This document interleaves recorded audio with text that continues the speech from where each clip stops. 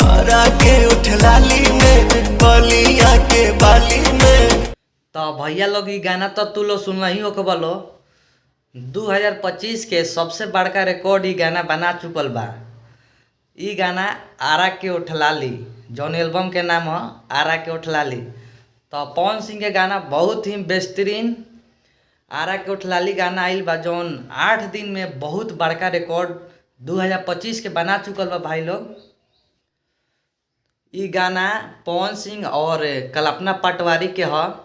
काफ़ी खूबसूरत गाना बा, बहुत ही सुंदर सुरीला आवाज़ में पवन सिंह गइले बाड़न।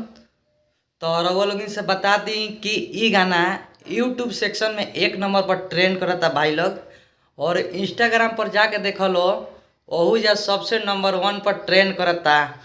ई गाना 2025 के सबसे बड़ा रिकॉर्ड बना चुकल बा।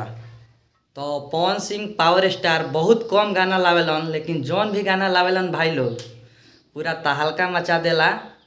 तो अगर वो लोग ई गाना नहीं सुन ले आरा के उठलाली तो सर्च करी यूट्यूब पर आ जाके सुनी कितना बेहतरीन गाना बनल बा। तो भाई लोग हम बता दी कि हम आप लोगों के छोट भाई नारायण निराला, यूट्यूब चैनल के नाम हमार बिहारी शायरी मस्ती।